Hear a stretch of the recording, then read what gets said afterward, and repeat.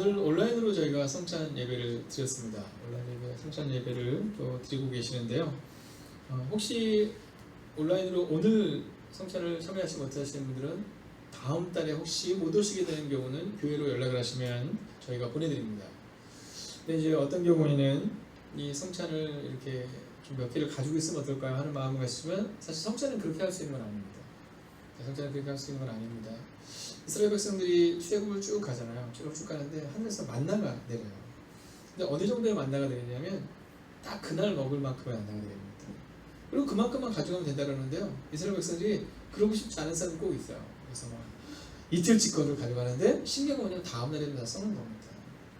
여러분, 우리가 먹는 이 떡과 이 잔 가운데 성령의 임재가 임하는 것이 아니라 사실은 이 성찬의 신비 가운데 성령께서 임하시는 겁니다. 그리고 이 성찬은 우리가 구원받은 확신이 없는 상태에서 참여할 수 없습니다.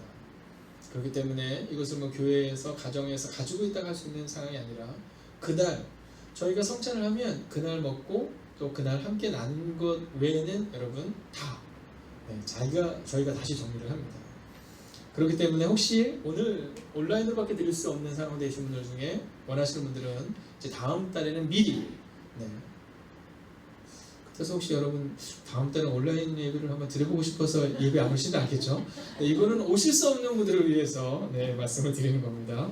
그렇게 부탁을 드리겠고요. 저는 이렇게 제가 봐도 여러분이 딱 봐도 아니 봐도밖에 안 했는데 웃으시면 어떡해요? 뭔가 여러분이 딱 저를 봐도 제가 못하는 게 되게 많아요. 그 중에 하나가 뭐냐면 이 기계를 다루는 거 이런 거 잘 못합니다. 저희 아버님, 장모님이 목수시거든요. 그래서 제가 이런 거는 좀 하는데 뭐 그런 걸 못합니다. 그래서 저는 아직 페이스북 이런 것도 못합니다. 근데 아마 10년 전쯤 전에 청년들이 아마 그 페이스북을 저한테 하라고 제 대신에 이렇게 뭐 계정을 만들어 놓은 적이 있나 봐요. 지금도 뭐 많게는 일주일에 한 50통씩 옵니다. 친구 추천 뭐 이런 거. 그럼 말씀드린 저는 페이스북을 하지 않습니다. 혹시 여러분들 가운데 우리 목사님이 나를 이렇게 친구 안 해주나? 저는 원래 하지 않습니다. 얼마 전에 어떤 선배 목사님한테 전화 왔더라고요. 그거 좀 해. 그래서 저는 원래 하지 않는다고. 근데 요즘 하는 게 딱 하나 있습니다. 그게 뭐냐면 유튜브입니다. 유튜브. 오늘 굉장히 분위기가 좋아요. 별 웃긴 얘기가 아닌데도 이렇게 다 웃어주시니까 너무 감사해요. 저는 이런 분위기 진짜 너무 행복해요. 정말 행복해요. 왜냐하면 어저께 제가 어떤 분이랑 통화하는데 그 교회에서 이렇게 성도님들이 하도 막 자꾸 뒷자리만 앉으셔서 뒤에다 이렇게 줄을 쳐놨다고 이렇게 얘기를 하시더라고요. 힘들어 하시면서. 또 어떤 부목사님이 그 얘기를 저한테 또 하시면서 저한테 얘기를 하는 거예요. 목사님 어떻게 될지 모르겠다. 교회에 좀 어려움이 있다 보니까 막 사람이 자꾸 뒤로 앉는다는 거야. 그래서 제가 오늘 오전에도 얘기했지만 해법을 제시해줬어요. 설교자 뒤에서 하라고. 어느 날 와보면 자리를 바꿔보라고 제가 이렇게 얘기를 했어요. 여러분 사실 예배를 드리는데 저는 너무 진지한 걸 좋아하지 않습니다. 물론 제가 유머스럽지 못한 건 죄송하지만 왜냐면 진지한 게 너무 반복되면 뭐 되는지 아시죠? 진상됩니다. 적당히 진지해야 되는 거지 막 교회에서 막 예배 내내 막 인상 쓰고 있고 한 번도 안 웃고 이러면 안 돼요. 교회는요 행복해야 됩니다. 교회 딱 오면 저는 어렸을 때 제가 여러분 퀴즈 한번 낼까요? 제가 어렸을 때 많이 맞았을까요? 엄청 많이 맞았을까요? 권사님 몇 번 같아요? 진짜 그러실 거예요? 맞습니다. 2번. 왜냐면 여기 혹시 김혜성 권사님이 2번 이렇게 쓰실 수도 있는데 어렸을 때 굉장히 개구졌어요. 굉장히 개구졌어요. 그래서 가끔 가다가 우리 뭐 김세희 집사님도 우리 선우가 너무 활기차고 막 저는 엄청 개구졌어요. 그래서 교회에서 아이들이 떠드는 걸 가지고 혼내본 적이 한 번도 없어요. 그럼 제가 그랬으니까. 근데요 기억나는 거 뭐냐면 교회 오면 권사님들이 엄청 칭찬해 줬어요. 우리 지금 힘이 넘친다고. 집에서는 얻어맞는데 교회 오면 힘이 넘친다고 어른들이 칭찬해주고 그 기억이 나요. 여러분 애기들 다 보잖아요. 그러면 여러분 아이들이 다른 기억을 못해도 교회에서 머리 쓰다듬는 기억이 납니다. 여러분 교회에서 지적하지 마세요. 그거는 간사님들이 하실 거예요. 간사님들이 하실 거고 부모가 하면 되는 거예요. 우리는 칭찬해 주는 거예요. 여러분 생각해 보세요. 내 자식도 잘 못 키우잖아요, 우리. 네, 내 자식도 내 말 잘 안 듣는데요. 그래서 교수는 엄청 막 칭찬해 줘야 되는 거예요. 네. 근데 제가 유튜브를 하는데 이제 저희가 유튜브가 한 100명, 110명까지 이렇게 쫙 우리 교인들이 있으니까 다 같이 하니까 그다음부터 안 늘더라고요. 네, 안 늘죠. 왜냐면 우리는 이제 다 했으니까. 근데 요즘에 계속 늘어요. 막 120명도 되고 125명도 되고. 근데 이게 언제 그렇게 느는 거냐면 저희가 월요일마다 여러분 아시는 것처럼 전도 영상을 보냅니다. 네, 지금 고개를 끄덕이시는 분들은 그 전도 영상을 누군가에게 전달해 오신 분들이고 끄덕이지 않은 분들은 네 그럴까요? 자, 근데 오늘 새벽에 미국에 있는 동생한테 한 집사님께 문자가 온 거예요. 그 내용을 저한테 캡처해서 보내주셨는데 요즘 미국도 너무 어렵거든요. 근데 성경 말씀을 요즘 읽는다는 거예요. 근데 하나님의 위로가 경험되고 있다는 거예요. 이 집사님이 그 성령님의 은혜가 하던데 그 동생분이 그런 것 같아 이렇게 긍정적인 표현을 썼더라고요. 그리고 월요일날 전도용 메시지를 미국으로 보내줬대요. 그랬더니 언니 내가 교회를 그동안 가지 못했는데 참 편안하게 들을 수 있어서 좋아 이렇게 얘기했다는 거예요. 네, 그리고 나서 이 집사님이 저한테 뭐라고 아침에 문자를 보내냐면 목사님 기도해 주세요. 동생한테 9시 예배도 한번 드려보자 했더니 언젠가 드릴게 이렇게 얘기했대요. 언젠가 드릴게. 근데 오늘 아침에 진짜 예배를 드렸대요. 그래서 예배를 끝나고 나왔는데 이 집사님이 너무 좋으셔서 저한테 그런 거야. 목사님 동생한테 문자가 왔어요. 네, 우리 교회 지금 유튜브 구독 숫자가 135명이래요. 네, 근데 그 동생이 그렇게 보냈대요. 그 135원이 나야. 네. 그래서 오늘 같이 예배를 드렸대요. 집사님이 너무너무 좋아하시면서 목사님 그래서 전도하라고 이렇게 얘기를 하시더라고요. 여러분 부탁드려요. 오전에 여러분에게 가는 메시지는요. 전도용 메시지는 성경이 살짝 빠져있지만 빠져있는 것처럼 보면 성경에 있는 내용을 세상의 언어로 한 거고요. 그리고 두 번째 메시지는 말씀이 또 있어요. 그래서 이 사람은 교회를 아예 안 다녀본 사람이다 그러면 첫 번째 전도용 메시지를 보내시고 이 사람에게 이게 필요하다 그러면 그 내용을 보내시면 아마 큰 은혜가 되지 않을까 생각해요. 근데 특별히 부탁드리건데 내가 은혜를 받았다고 해서 새 가족한테 막 금요 성령 집회 말씀 이런 거 보내는 거 아니에요. 네, 기억하시죠? 지난번에 저희 교회 오셔가지고 4개월 전에 등록하시고 너무 은혜가 되는 거예요. 그래서 남편이는 첫 예배를 온라인에서 드린 거예요. 근데 그때 주제가 뭐냐면 예수님 위해서 죽읍시다였어요. 남편이 그랬대잖아. 야 니네들 너무 세다. 네, 그러니까 맞는 걸 보내는 거예요. 그래서 우리 옆뒤자로 한번 크게 인사하지 마시고 가볍게 인사할 때 월요일은 전도합시다. 한번 가볍게 인사하겠습니다. 월요일은 전도합시다. 월요일은 전도합시다. 자, 근데 전도를 나가서 하면 되잖아요. 그러니까 오는 메시지를 좀 보내주는 거예요. 네, 가볍게 보내주는 거예요. 그러면 지금 그 메시지를 듣고 오는 분들이 있어요.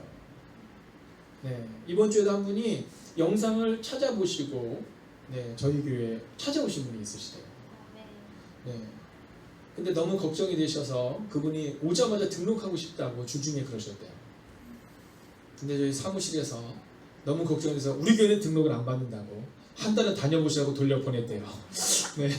그래서 그냥 돌려보낼 것까지는 없지 않냐. 등록은 천천히 오세요라고 말할 수 있지만 이렇게 얘기했지만 여러분 그래서 이 영상이 누군가에게 힘이 된다는 사실 꼭 기억하셔서 여러분 그렇게 영상을 전도로 사용하시기를 부탁드리겠습니다. 자, 그리고 마지막 광고는요. 지금 여러분이 요즘 보시는 것처럼 이번에 국무총리께서 이제 발표를 하실 때 이제 교회에서 이런 것들을 주의해 주세요 이렇게 하시는 과정 가운데 걱정을 하셔서 하시는 거였다고 저는 생각합니다. 근데 그 중에서 내는 내용들 중에 약간의 잘못된 내용들도 있어요. 뭐냐면 지금 확진자 중에 절반이 이렇게 교회다 이러는데 그렇진 않아요. 전체적인 확진자를 보면 교회 내에서 그것도 처음에 잘 정리되지 않고 이단들까지 합쳐도 약 한 550명에서 1000명 미만이니까 1.8%에서 한 3.6% 정도가 된다고 합니다. 네, 그리고 여러분이 아는 것처럼 얼마 전에도 중앙 수원 침례교회 한 9,000명 정도가 예배드리는 교회에서 막 난리가 났었잖아요. 네, 93번, 94번 그리고 10몇 번으로 기억하는데 근데 그게 바깥에서 코로나가 전염이 됐는데 교회에서 예배를 드리고 가신 거예요.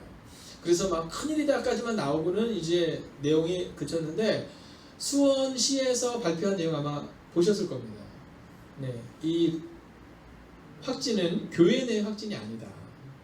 네, 교회 내 확진이었고 그리고 일주일에 또 발표를 했습니다. 교회 내 확진은 전혀 없었다. 그리고 9,000명이 예배드리는 그 주만에 2,000명 이상이 예배드리는에도 불구하고 지켜도 잘 지켰기 때문에 그런 거고요. 은혜교회라는 교회 마찬가지입니다. 양천구에 있는 교회에서도 뭐 전도사님이 뭐 그랬다 뭐 이렇게 됐는데 발표 났죠. 네, 교회 내 감염은 한 명도 나타나지 않았다는 겁니다. 그래서 근데 이런 것들을 보면서 이제 우리 마음가운데 좀 불편한 분들이 있으신 것 같아요. 그래서 저한테도 막 목사님 화가 납니다. 그런데 여러분 그럴 필요 없어요. 왜냐하면 그리스도인의 특징은 뭐냐면 존 웨슬리 목사님이 그런 얘기를 했어요. 겸손과 오래 참음, 이게 사랑에 대한 확실한 증거다 이렇게 얘기했어요. 그러니까 이런 일이 있을 때 우리는 어떤 마음을 가지냐면 그러면 우리는 지켜야 할 것을 다 지키겠다. 그래서 우리 교회가 사회의 표준이 되겠다. 여러분 우리가 성경을 뭐라고 부르는지 아직 캐논이라고 그러잖아요. 이게 바로 기준이거든요. 말씀이 기준인 거예요. 근데 세상의 사람들은 말씀을 볼 수 있어요? 없어요? 없어요. 그래서 제가 월요일마다 메시지를 그들의 언어로 보내는 거예요. 그러나 또한 볼 수 있습니다. 누구를 통해서? 여러분들을 통해서. 그래서 저는 이 어려운 시기 가운데 있어서 뭐 분노하거나 속상하거나 그럴 필요 없어요. 그럴 수 있다 라는 마음을 가지시고 다만 우리는 지켜야 될 것을 지키겠다. 그래서 이번에도 떡을 하시면 좋겠다고 말씀하시는 분들이 있어요. 그래서 이번 주에는 떡을 안 하는 걸로 이렇게 진행을 했습니다. 아마 지자체에서 내려오겠죠. 그래서 여러분 한두 주는 더 우리가 더 지켜야 되고 지키고, 오늘 교육자들도 교회에서 밥 안 먹었어요. 김밥 하나 사와가지고 직원들 먹었어요. 다 따로 앉아서 먹고요. 그리고 다음 주 월요일부터 수요일까지는 저희가 교육자들이 하반기를 계획을 세우는데 거기서도 교회에서 식사 안 하는 걸로 일단 정했습니다. 일단은 우리가 지켜야 될 것을 잘 지켜봅시다. 여러분, 그리고 또 한 가지는 오늘 제 목처럼 여러분에게 참 미안한 건 이 교회가 훨씬 더 넓으면 막 진짜 막 이 넓은 공간 가운데서 1부, 2부, 3부로 안 나누고 막 볼 수 있다는 마음도 들거든요. 그래서 그 부분은 여러분에게 참 죄송하게 생각합니다. 그러나 여러분 또 반대로 뒤집어 보면 그것도 기쁜 거 아니겠어요? 그렇잖아요. 이번에 어떤 목사님 저한테 그런 얘기 하시더라고요. 그 교회가 700석 정도 되는 교회 공간을 만들었는데 500명 정도 될 때 한 1000명 생각하고 그렇게 지었대요. 근데 교회가 어려워지면서 교회들이 많이 따라서 그 목사님 저한테 뭐라고 자주 섞인 얘기를 하냐면 우리는 4m 해도 괜찮아 이렇게 얘기하시더라고요. 네. 그러면서 그 목사님 그러시더라고요. 목사님 우리 교회도 언젠가 1부, 2부, 3부로 나눠서 예배드리는 대로 꿈꿔요. 이런 얘기를 하시더라고요. 그래서 제가 저희 교회 3부로 나눠서 드린다고 교회 공간이 좁아서 그때 그 목사님 그러시더라고요. 목사님 교회 공간이 넓어서 사람이 너무 없어서 한 번에 드리는 것보다는 그래도 나눠서 드릴 수밖에 없는 상황도 은혜가 아니겠냐 이렇게 말씀하시더라고요. 여러분 제가 조금 더 능력이 있으면 이렇게 큰 교회를 졌으면 좋았는데 비록 그러지는 못하지만 여러분 우리는 이곳에서 우리에 맞는 목회를 하면서 또 이웃들을 섬기고 이번 주에도 그 교회 목사님들이 저희 교회 오셨었어요. 그래서 저희가 전도 용품을 드리고 또 그랬던 분들이 오셔서 성도님들께 깊은 감사를 표하고 가셨어요. 여러분 오늘 우리의 마음 가운데 우리의 삶 가운데 그냥 오늘을 기쁨으로 여기고 살아가는 우리 모두가 되기를 주의 이름으로 부탁드리겠습니다. 기도하겠습니다. 하나님 이 연약한 목사가 말씀을 가지고 썼습니다. 이 연약한 목사는 숨겨주시고 오직 말씀이 드러나는 시간이 되게 하여 주시옵소서. 살아계신 예수님의 이름으로 기도하였습니다. 아멘. 자, 저희 교회 옆에 은현교회라는 교회가 있습니다. 그 교회 부목사님이 이제 7년 동안 부목사로 사역을 하시다가 이제 청빙을 받으셔서 포천에 있는 교회로 담임 목사로 청빙을 받아서 나가게 됐습니다. 저희 교회 인사를 하러 오셨어요. 그래서 이제 인사하고 있는데 전화가 와서 제가 잠깐 나가야 될 일이 있어서 잠깐 나갔다 들어왔는데 그 옆에 계시는 목사님이 얘기를 해주신 거예요. 목사님 너무 잘 됐다고. 그러면서 저한테 뭐라 하냐면 이 교회가 어디 있냐면 이렇게 얘기를 하는데 원래는 이렇게 얘기해야 됩니다. 그 교회가 어디 있냐면 포천에 있는 유원지가 큰 유원지가 있대요. 그 옆에 교회가 있대요. 그러니까 전도하기가 좋을까요? 좋은 거예요. 근데 이 목사님이 저한테 얘기를 하다가 전달해주는 목사님이 이렇게 해서 목사님 이 목사님 너무 좋은 데로 갔다 전도하기가 너무 좋다고 교회 바로 옆에 유흥가가 있다고. 그래서 저는 너무 놀란 거예요. 유흥가가 좋은 일인가? 이랬거든요. 그 목사님이 아니 유흥가가 아니라 유원지. 여러분 비슷한데 엄청 달라요. 유원지와 유흥가는 달라요. 유원지가 있다는 너무 잘 됐어요. 좋은 위치네. 그러지만 유흥가가 있어서 기도해야 되는 문제잖아요. 그때 그 잘못 전달한 목사님 목사님 미안해요. 자 근데 그 유흥가라고 얘기했던 그 목사님이 미안해요라고 말할 때 은현교회 신동남 목사님이 기분 상해하셨을까? 아니면 웃으면서 괜찮아요 그랬을까요? 네, 당연하죠. 그런 겁니다. 자, 오늘 저는 여러분에게 실수에 대해서 우리가 어떻게 반응해야 되는가, 이 미안합니다라는 표현을 함께 나누려고 하는 거예요.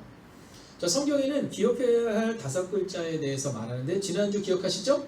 네, 감사합니다. 기억하세요? 미안하시지 않아도 괜찮아요. 네, 지난주 감사합니다. 오늘은 미안합니다. 자, 우리가 이 글자를 기억해야 되는 5글자 미안합니다라는 말씀을 함께 우리가 기억해야 하는데요. 자, 여러분, 이 미안합니다라는 표현이 사람들은 별로 중요하지 않다고 생각하거든요. 오늘 우리가 이 중보청 예배를 1시에 드려요. 자, 여러분, 성공한 CEO들에게 물었는데, 이 성공한 CEO들에게 있어서 빠지지 않는 표현이 하나 있답니다. 그게 뭔지 아시죠? 미안합니다라는 겁니다. 참 신기하잖아요. 성공한 CEO들에게 있어서의 독특한 표현 중에 하나가 뭐냐면 즉각적인 사과라는 거예요. 즉각적인 사과. 여러분, 이 사과에 대해서 자신의 잘못을 인정하고 사과하는 것은 설령 그 효과가 단숨에 드러나지 않더라도 상대의 해묵은 상처를 치유하는 힘을 가집니다. 또한 제대로 사과하는 것은 제대로 감사하는 것만큼 중요합니다. 이런 글귀를 제가 봤어요. 여러분, 우리가 기억해야 되는 것은 뭐냐면 감사합니다라는 표현도 중요하지만 미안합니다라는 표현이 참 중요해요. 여러분, 말뿐이라고 느껴도 말이라도 해야 됩니다. 자, 오늘 우리 가운데 있어서 이 미안합니다라는 표현 한마디 그냥 싹 사라질 때가 있잖아요. 미안해 그러면 사라질 때가 있잖아요. 근데 우리가 그 말을 못해서 사실은 그 감정의 골이 깊어지는 것을 보게 됩니다. 자, 성경에 보면 이 미안합니다라는 표현을 우리는 미안합니다 이렇게 말하지만 이것을 신앙적으로는 뭐라 그러면 회개라고 표현하죠. 자, 요건 잠시 후에 함께 보도록 하겠고요. 근데 이 미안합니다라는 이 표현이 참 어려운 이유 중에 하나는 뭐냐면 우리가 익숙하지 않아서 그래요. 자, 한번 연습을 한번 해볼까요? 자, 온라인으로 예배 드리는 분들도 혹시 옆에 누가 계시면 한번 연습을 해주시고, 혹시 홀로 예배를 드리시면 네, 저와 같이 한번 인사합시다. 네, 한번 인사할까요? 자, 미안합니다. 네, 이거 필요해요. 그러면 확 풀립니다. 네, 미안합니다. 그러면 확 풀려요. 아주 단순해요. 근데 우리는 그 말을 잘 하지 않죠. 자, 왜 하지 않느냐 하면 이 태도가 좀 어려운 사람들이 많습니다. 자, 오늘 이 본문의 말씀을 보면 2주 동안 저희가 시편을 보았기 때문에 잠깐 생각해 보면, 자, 오늘 이 본문의 말씀은 이 바울에게 있어서는요, 사랑하는 사람들이 있었습니다. 누구냐면 이스라엘 사람들이었어요. 그래서 이스라엘 사람들에게 예수님을 증거하고 싶은 겁니다. 자, 근데 그 사람들이 예수님을 받아들이지 않아요. 여러분, 종종 우리가 어떤 의견을 낼 때가 있잖아요. 뭐 그 의견이 옳고 그름을 따라서 의견을 냅니다. 자, 근데 반응이 좀 이렇게 너무 거친 사람들이 있어요. 연습하긴 했는데 웃을지 몰라서 요즘 자신이 없어요. 여러분, 마스크를 쓴 다음부터는 안 할래요. 뭐냐면 네, 연습했는데 내 거친 생각과 뭐 이런 노래 있어요. 네. 여러분, 우리가 어떤 표현들을 쓸 때가 많냐면 거칠게 좀 표현할 때가 많아요. 여러분, 이건 가족들 사이에서 좀 지켜야 되는 것들입니다. 거칠게 하면 안 돼요. 거칠게. 저희 집에도 이렇게 살아가다 보면 거친 분들이 좀 만날 때가 있잖아요. 네. 저희 집에도 좀 거친 분들이 있어요. 그렇지 않아요? 네. 외모를 볼 때는 되게 부드러운데 좀 거친 분이 있어요. 네. 자, 근데 이 거친 상황들이 반복되잖아요. 그러면 좀 그 사람이 불편해져요. 저는 저희 아들한테 늘 얘기합니다. 거친 말을 쓰면 안 된다. 이런 얘기를 해요. 혼낼 수 있거든요. 그래서 막 끝장을 보려고 하는 분들 있잖아요. 우리 그런 농담 하잖아요. 웃자고 한 소리에 죽자고 덤빈다. 역시. 여러분, 우리 진짜 사회에도 그런 사람 있잖아요. 직장에서도 웃자고 툭 던졌는데 막 죽자고 덤비는 사람도 있어요. 여러분, 그러면 안 됩니다. 이 태도가 그래서 곤란해요. 자, 오늘 이 바울이 예수님을 전하는데 죽자고 덤비는 사람들의 모습이 나옵니다. 22절 같이 한번 읽어볼까? 함께 했습니다. 시작. 이 말하는 것까지 그들이 듣다가 소리를 이르되 이러한 자는 세상에서 없애버리자. 살려줄 자가 많으나. 자, 오늘 여러분, 우리가 믿음이 있다고 하면서 성경을 안다고 하면서 이 사람들이 누구냐면 지금 성경을 잘 아는 사람들입니다. 근데 좀 어떻게 하고 있냐면 소리를 질러요. 저는요, 개인적으로 소리 지르는 사람을 되게 싫어합니다. 네, 저는 개인적으로 소리 지르는 사람을 개인적으로 싫어요. 왜냐하면 이게 성서적이지 않기 때문입니다. 의견이 안 맞을 수 있거든요. 그럼 조곤조곤 이렇게 얘기해야 되는데 막 소리 지르는 사람이 있어요. 그뿐이 아니잖아요. 세상에서 없애버리자 뭐 이렇게 얘기합니다. 없애버리자. 여러분 너무 극단적으로 가면 안 됩니다. 네, 너무 극단적으로 가면 나랑 의견이 맞지 않는다 해서 막 저 사람 없애버려야 돼 막 이러면 안 됩니다. 물론 우리 마음에 뭐 그럴 때가 좀 있기도 있죠. 그죠? 네. 네, 내 옆에 있는 사람이 좀 안 보였으면 좋겠다 뭐 이런 생각이 뭐 들을 때도 있잖아. 네, 그죠? 그래, 우리 나중에 얘기해요. 뭐 우리들끼리 사실은 얘기할 때만 그럴 수 있거든요. 근데 그건 그냥 마음속으로 하는 거지. 그걸 입 밖으로 내는 게 아닙니다. 오늘 보세요. 막 소리 지르는데 뭐라 하면 없애버리자 막 얘기하는 겁니다. 죽여버리자 막 이런 얘기하는 겁니다. 저는 꺼져야 된다 막 이렇게 얘기를 하는 겁니다. 여러분 자녀들한테도 함부로 말씀하셔야 한대요. 교회에서도 마찬가지입니다. 목사한테 막 저 사람 나가면 좋겠다. 저는 안 나갑니다. 나가면 더 안 나갑니다. 네, 자녀들한테도 마찬가지예요. 자녀들한테도 막 나가 이런 얘기하면 안 됩니다. 진짜 나가면 당황스러워요. 저 선우가 4살? 4살 땐 나가라는 많이 울거든요. 7살 땐 나갑니다. 네, 저희 사모가 저희 아들내미가 7살 때 말을 하던데 나가라고 얘기를 했잖아요. 근데 알겠다 나가는 거예요. 들어오라고 하기도 뭐하고 누나가 이제 잡은 겁니다. 너 왜 이러니 나가지 마. 그랬더니 누나가 왜 내 인생에 책임지냐고 간섭하는 나간 겁니다. 여러분 그러면요 부모도 어렵고 아들도 어렵고 다 어려워요. 여러분 끝까지 가는 말을 언어를 좀 조심해야 됩니다. 네, 여러분 특별히 자녀들에게 우리가 그 말을 또 가족들에게 우리가 그 말을 좀 잘 지키셔야 됩니다. 네, 정도를 지키셔야 돼요. 그걸 넘어서면 안 되는 겁니다. 이쁜 인자에서 23절 같이 읽을까요? 있습니다. 시작. 여러분 떠들고 옷을 벗어 던지는 여러분 그런 분들 있잖아요. 여러분 잘 아시는 분들 네, 몸에 그림 그리신 분들 있잖아요. 네, 이분들의 특징은 뭐 싸움만 나면 막 옷을 막 벗잖아요. 옷을 벗으면 그 안에 막 이렇게 막 용들이 막 이렇게 꿈틀대고 막 호랑이가 꿈틀대면 꼭 그런 행동을 합니다. 여러분 우리 가운데 있어서 이런 행동을 하시면 안 된다는 얘기를 오늘 성경은 우리가 보여주고 있는 겁니다. 여러분 매너가 사람을 만들어요. 매너가 사람을 만들어요. 이게 예의의 문제인 겁니다. 저는요 교회는 어떤 사람이 만드냐면 매너가 좋은 사람이 좋은 교회를 만든다고 생각합니다. 여러분 매너가 좋은 사람이 좋은 식당을 만드는 겁니다. 매너가 좋은 그리스도인이 좋은 교회를 만드는 거예요. 자 이들에게 의견이 좀 틀리면 그 의견들을 이렇게 서로 간에 잘 해나가야 되는데 막 옷을 벗어 던지고 막 티끌을 하고 막 이런 일이 됩니다. 근데 왜 이런 일을 하는지 아세요? 이런 단서를 명령합니다. 여러분 우리는 그걸 알잖아요. 큰 소리를 자꾸 내버릇 하잖아요. 그럼 큰 소리를 내면 그 사람들이 그냥 아유 알았어 이렇게 됩니다. 여러분 이게 반복되어지면 곤란한 거예요. 제가 저희 아내를 만나고 나서 사모와 함께 이 사람 참 독하다 라고 느끼는 때가 뭐 많지는 않지만 종종 있습니다. 마침 또 오늘 없네요. 오늘 제가 해야 될 일을 한번 다 얘기하겠습니다. 네, 근데 제일 첫 번째 느꼈을 때가 언제냐면 저희 첫째를 낳았을 때입니다. 자, 첫째를 딱 낳았는데 애기들이 울잖아요. 울면 어떻게 해요? 엄마들이 막 일단 막 우니까 막 젖을 막 주고 그러잖아요. 근데 그렇게 안 하더라고요. 네, 이것을 4시간에 한 번씩 정확히 지키더라고요. 네, 그렇게 얘를 키워야 된다고 이렇게 얘기를 하더라고요. 근데 막 애가 울면은 저는 그냥 아이 우니까 안 됐잖아요. 또 어렸을 때 얼마나 예뻤는지 몰라요. 진짜 훅 불면은 막 날아갈 것 같고 지금은 막 밀어도 안 움직이지만 그때는 막 불면 막 날아갈 것 같았거든요. 막 밥 주라 안 된다는 거예요. 근데 여러분 참 재밌는 건 뭐냐면 그렇게 키웠더니요 애기도 알아요. 네, 애기들 보면 막 밥 먹다가 안 먹고 이런 애들 있잖아요. 저희 아이들은 그런 게 없습니다. 왜냐면 본능적으로 느껴요. 지금 못 먹으면 4시간 동안 못 먹는다. 그러니까 끝까지 먹습니다.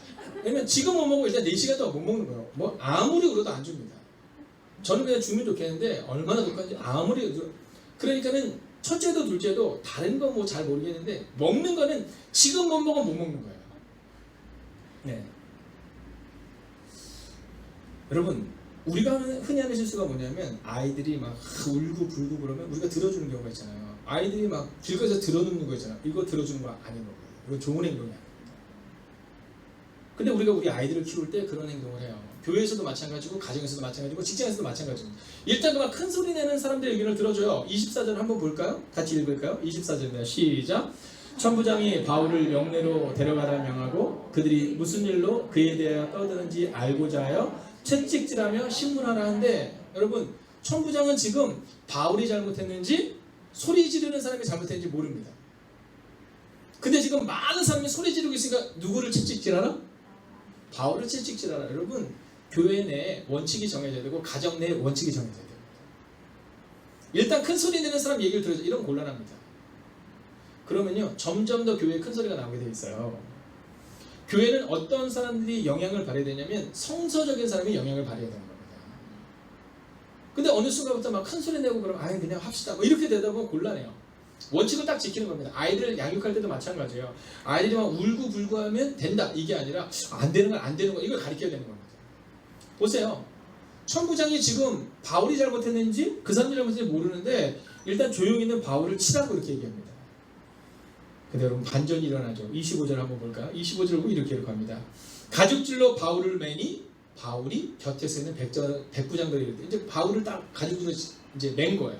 딱 때리려고 하는데 여러분 이 다음 부분을 같이 읽어야 될 필요가 있습니다. 함께 했습니다. 시작. 너희가 원하시는 자를 제대로 정하지 않고 채찍질할 수 있느냐? 여러분 아주 놀라운 장면이 나오죠. 갑자기 바울이 뭐냐면 야, 나 로마 시민권이야. 이게 멋진 일이에요.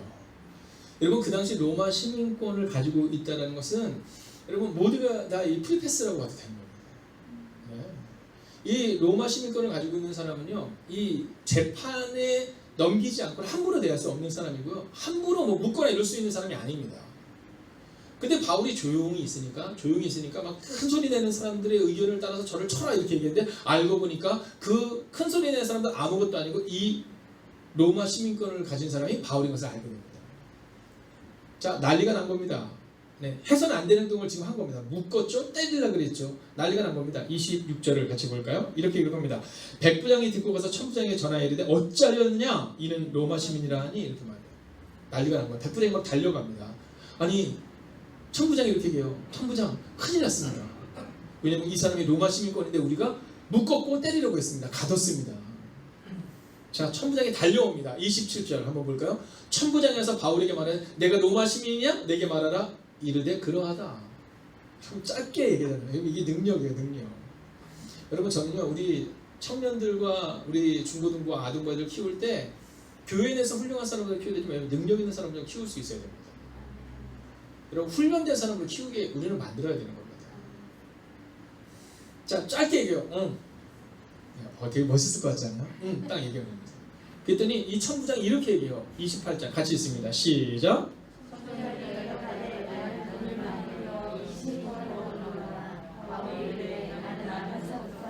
여러분 수준이 다른 거예요.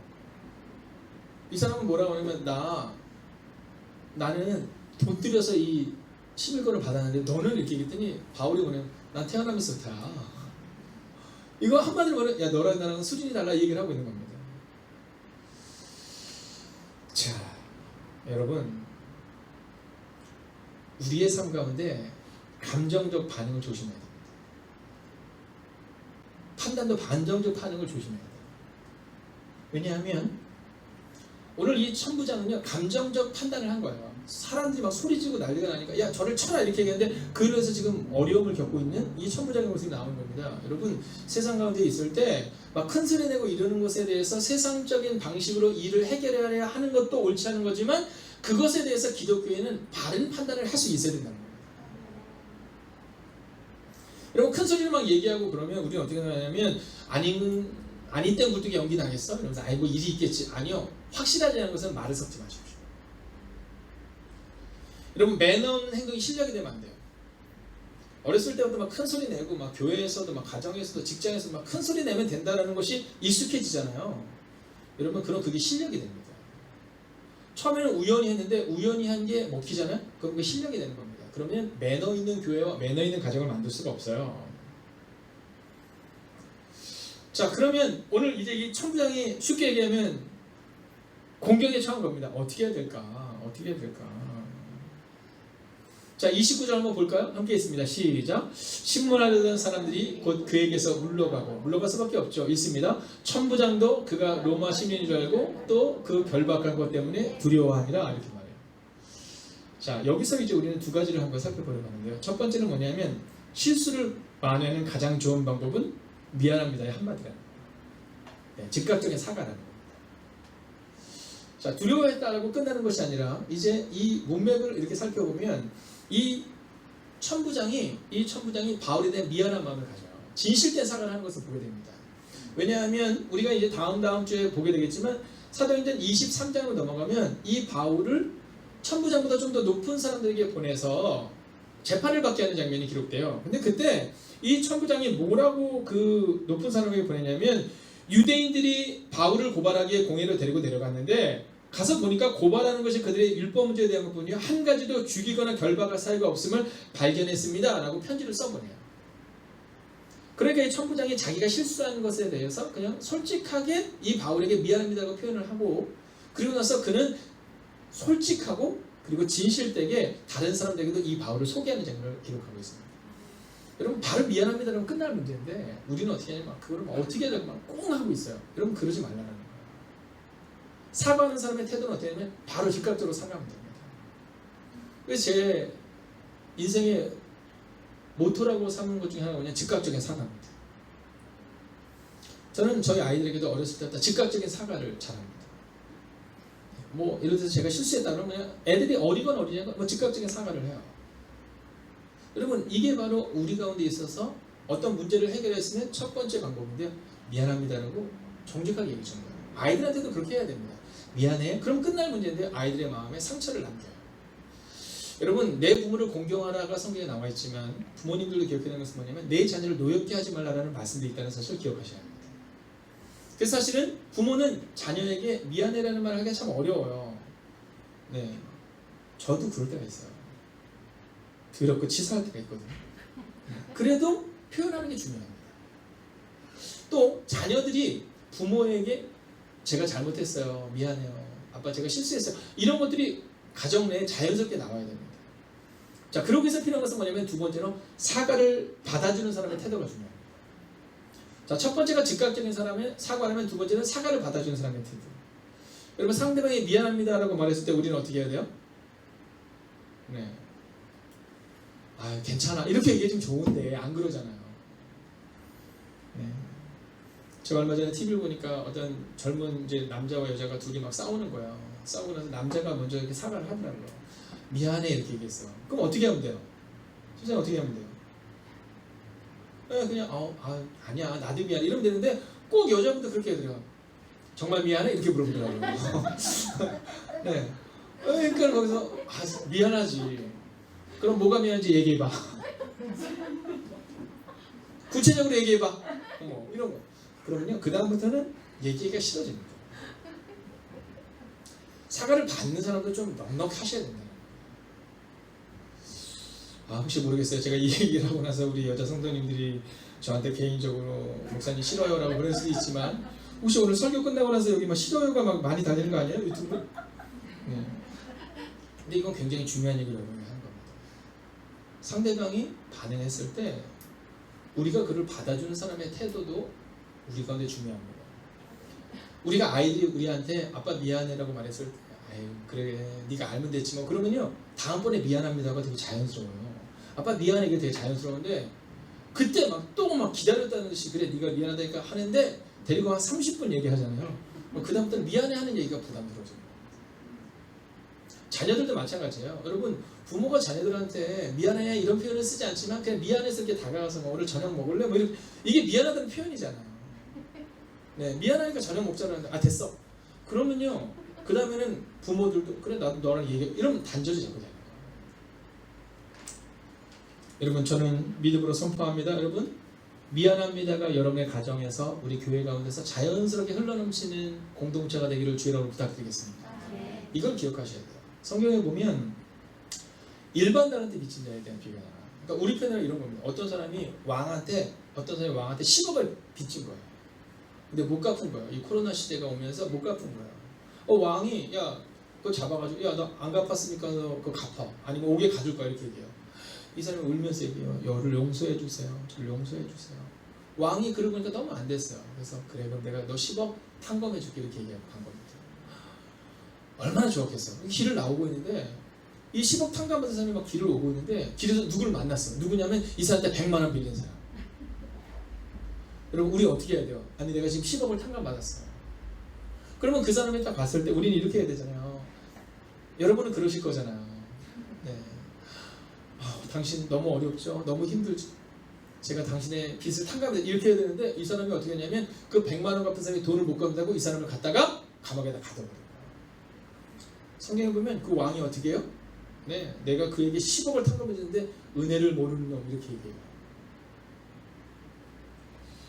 여러분 근데 그 사람만 그래요? 종종 우리도 그럴 때입니다. 오늘 우리 가운데 있어서 여러분 넉넉한 사람이 되셔야 합니다. 자, 오늘 이제 말씀을 마치려고 하는데요. 그러면 이 바울은 어떻게 이러한 미안합니다를 넉넉히 받아준 사람이 되었을까? 또 우리가 다음 주에 살펴보겠지만 정말 신기한 것은 뭐냐면 이 바울이라는 사람이 이 바울을 죽여야 된다 막 이런 사람들 앞에서 얘기하는 장면이 나와요. 여러분 우리 같으면 어떻게 하겠어요? 네, 막 천부장이 막 바울을 막 높여주고 그럴 때 우리 같으면 이제 내가 힘이 있으니까 막 이럴 텐데 바울은 안 그래요. 여러분 제가 존경하는 고 하영준 목사님이 돌아가시기 전에 썼던 책 중에 힘은 있을 때 조심해야 된다는 책이 있어요. 여러분 상대방이 잘못한 게 분명하고 내가 잘못한 게 아닐 때 그때 여러분 그때 받아주는 게 필요한 겁니다. 기다렸다는 듯이 너 오늘 실수했지 내가 너의 끝장을 받아 이러면 안 돼요. 자 오늘 이 바울이 자기를 죽여라 하는 사람들에게 다시금 다음 주에 보면 복음을 전하는 장면이 나오거든요. 왜 그럴 수 있을까? 여러분 바울은 미안한 마음을 늘 가졌어요. 누구에게요? 네, 예수님께. 여러분 바울은 늘 미안한 마음을 가졌어요. 예수님께. 예수님을 핍박하고 예수 믿는 자를 잡아 가두는 그 마음이 신앙적 표현으로는 회개의 마음이 늘 있었기 때문에 여러분 사람들이 자기에게 함부로 말하는 걸 다 참아낼 수 있었던 거예요. 오늘 우리가 미안합니다라고 말할 수 없는 이유는 우리의 자존심 때문이에요. 맞는 얘기죠. 그러나 더 깊이 얘기를 하자면 사실 주님에 대한 그 은혜를 잃어버린 거예요. 주님은 우리를 위해서 죽으셨는데 그 주님의 그 사랑 때문에 우리가 살아가는데 우리는 그 사실을 잃어버려요. 주님이 우리를 위해서 죽어주셨는데 우리는 남이 조금만 나에게 서운하게 하면 참지 못해요. 견디지 못해요. 미안해 이런 표현 쓰고 싶어 하지 않아요. 저는 오늘 여러분에게 믿음으로 선포합니다. 여러분 주님 때문에 미안합니다의 고백을 이번 한 주간 여러분의 입술에 한번 둬보시지 않겠습니까? 여러분 많은 것이 없어도 그냥 주님이 나를 위해서 죽으셨는데 그 한 가지만 기억한다면 여러분 미안해라는 말이 나올 수 있고 상대방이 미안해라고 말할 때 그 미안함을 받아줄 수 있는 태도가 우리 가운데 있지 않겠습니까? 사랑하시는 여러분 오늘 여러분의 가슴 가운데 서로에게 힘이 되고 사랑의 가슴에 촘촘히 새겨지는 언어를 사용할 수 있으면 좋겠어요. 바로 그 언어는 미안합니다의 언어입니다. 그것은 내 의지가 아니라 주님의 사랑을 기억하는 그 미안함의 언어. 그 언어가 여러분과 저의 상황에 있기를 주의 이름으로 축원하겠습니다. 여러분 기도하기 원하는 것 잘해서 일어서 주시겠어요? 여러분 세상의 사람들은 성경을 볼 수 없지만 사실 우리가 성경을 보여줄 수 있습니다. 세상의 사람들은 우리 집사님 과장인데 교회에서 기도하는 것을 볼 수 없어요. 그렇지만 정확하게 볼 수 있습니다. 어떻게 볼 수 있냐면 우리가 세상 가운데서 어떤 언어를 사용하느냐에 따라서 저 사람은 기도하는 사람에서는 그렇구나 이렇게 달라져요. 기도는 정말 열심히 하지만 우리 언어가 바뀌지 않는다면 그럼 세상의 사람들은 우리의 기도를 볼 수 없죠. 여러분 오늘 우리가 이 찬양 드리기를 원하는데요. 세상에서의 기도는 바로 우리 언어입니다. 하나님의 관점에서의 기도는 우리의 간절한 부르짖음의 기도라면 세상의 사람들이 보는 기도는 바로 우리의 언어입니다. 믿지 않는 가족들에게, 믿지 않는 이웃들에게 여러분 미안합니다, 감사합니다, 고맙습니다. 여러분 이 촘촘하고 아름다운 언어를 사용하는 여러분과 제가 되기를 주의 이름으로 축원하겠습니다. 함께 찬양할까요? 기도를 멈추지 마라. 기도를 멈추지 마라. 눈앞의 상황이 마음을 불러도 원망치 마라. 너희 입을 지켜라. 저들은 너희 입을 보고 있다. 마음을 뺏기지 마라. 마음을 뺏기지 마라. 내가 널 도우지 않는단 소리에 너의 모든 게 불리해도 계속해라. 너 기도를 멈추지 마라. 내가 너에게 모든 상황을 바로 역전시키니 너 기도를 멈추지 마라. 내가 잠시도 쉬지 않고 모든 걸 바로 역전되리라. 여러분 한번 가슴에 손을 내어 주시겠습니까? 그리고 우리가 소리를 내어 기도하지는 않지만 간절하게 기도할 때 주님 이제 기억하겠습니다. 가슴에 촘촘히 새겨지는 언어 미안합니다, 감사합니다 언어를 가지고 살아가겠습니다. 이번 한 주간 그 언어를 사용할 수 있는 우리가 되게 달라고 합심으로 기도하겠습니다.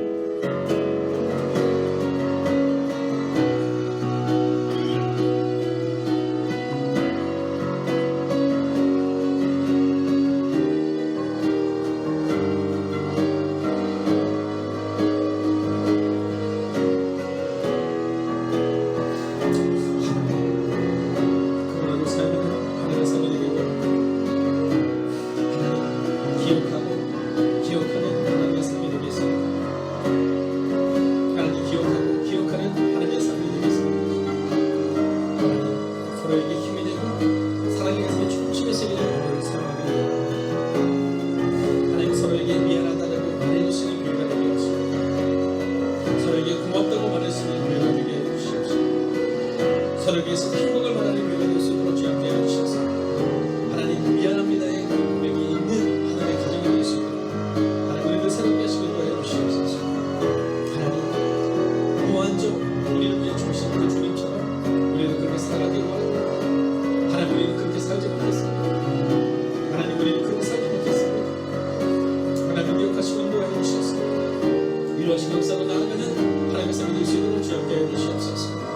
오 주님, 오늘도 우리가 주를 기대합니다. 오늘도 우리가 주를 바라봅니다.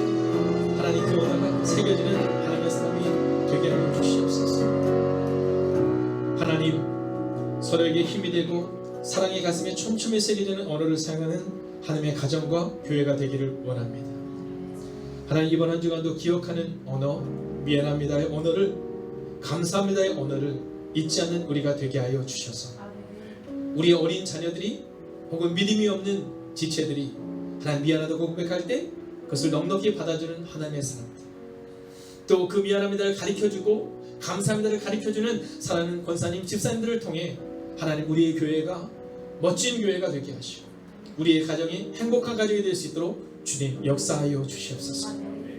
하나님 너의 촘촘한 언어가 무엇이냐라고 물을 때 날카로운 언어, 하나님 티끌을 하늘로 올리는, 옷을 벗어 제끼는 하나님 그러한 언어가 아니라 소리를 지르는 언어가 아니라 하나님 미안하다고, 고맙다고, 감사하다고 하나님 우리가 원하는 그 언어를 잊지 않는 하나님의 사람이 되게 하여 주시옵소서.